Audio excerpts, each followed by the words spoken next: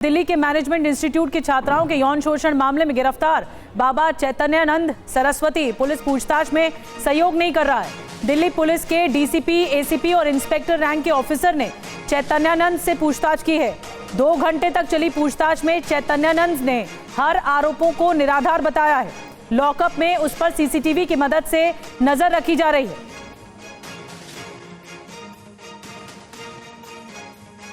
और चैतन्यानंद मामले पर एक और बड़ा पर्दाफाश हुआ है। इंस्टीट्यूट की छात्राओं को हरिद्वार और विदेश ले जाता था चैतन्यानंद। छात्राओं को अपने कमरे में अकेले बुलाता था चैतन्यानंद।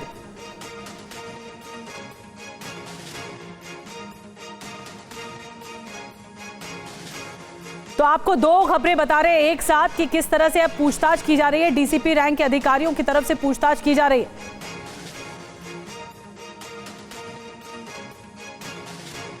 और बाबा चैतन्यानंद को लेकर कई नई जानकारी हम आपके अब सामने रखने जा रहे हैं। चैतन्यानंद पुलिस पूछताछ में बहाने बनाकर सवालों को लगातार टाल रहा है, यानी जांच में सहयोग नहीं कर रहा है। मैनेजमेंट इंस्टीट्यूट की छात्राओं को हरिद्वार से लेकर विदेश ले जाने का पर्दाफाश हुआ है। बाबा के गंदे खेल की परतें एक के बाद एक खुलती चली जा रही हैं। फरारी के दौरान भी बाबा ने बचने के लिए कई तरकीब अपनाई है, लेकिन उसकी कोई तरकीब काम नहीं आई।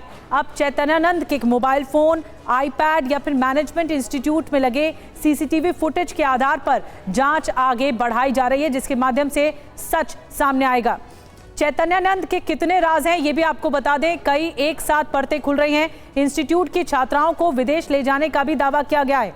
फरारी के दौरान भी मैनेजमेंट इंस्टीट्यूट गतिविधियों पर नजर रखी जा रही है। इंस्टीट्यूट में लगे सीसीटीवी कैमरे का कंट्रोल अपने पास रखता था, ये जानकारी मिली है। फरारी के दौरान चैतन्यानंद सस्ते होटल में रुकता था। फरारी के आपको बता दें दौरान 40 दिनों में चैतन्यानंद ने 13 होटल बदले थे, ये जानकारी मिली है। फरारी के दौरान साधुओं के बीच छिपा रहता था। और चैतन्यानंद सरस्वती को आज सुबह दिल्ली पुलिस वसंत कुंज के उस मैनेजमेंट इंस्टीट्यूट लेके गई जहां पर छात्राओं ने यौन उत्पीड़न का आरोप उस पर लगाया है। सूत्रों के मुताबिक इस दौरान पुलिस चैतन्यानंद को उस रूप में भी लेकर गई, उस रूम में लेके गई जहां वो छात्राओं को मिलने के लिए बुलाता था। संवाददाता विवेक शर्मा की रिपोर्ट देखिए। छेड़छाड़ और शोषण के मामले में गिरफ्तार किए गए चैतन्यानंद की मुश्किलें कम होने का नाम नहीं ले रही है। आज सुबह चैतन्यानंद को लेकर दिल्ली पुलिस की टीम इसी इंस्टीट्यूट के उस कमरे में पहुंची थी जिसको लेकर उस पर आरोप है कि इसी रूम के अंदर वो छात्राओं के साथ छेड़छाड़ करता था, उनका शोषण करता था। दिल्ली पुलिस की टीम ने वहां पर उसके पूछताछ की और साथ ही सीसीटीवी कैमरों की लोकेशन की भी जांच पड़ताल की।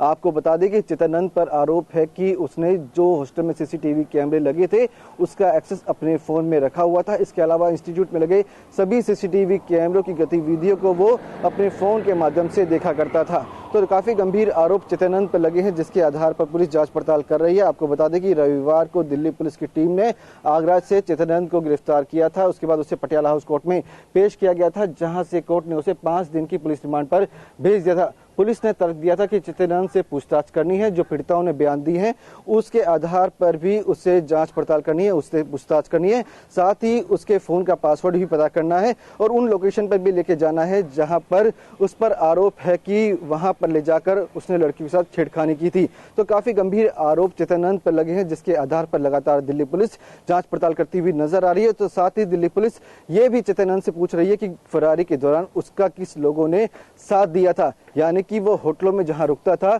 वो होटल कौन बुक करवाता था। सूत्रों का कहना है कि हर एंगल से तफ्तीश की जा रही है। जरूरत पड़ने पर इंस्टीट्यूट के अगर किसी सदस्य को पूछताछ के लिए बुलाना होगा तो उससे भी पूछताछ की जाएगी। कम से कम के साथ विवेक शर्मा, TV9 भारतवर्ष दिल्ली।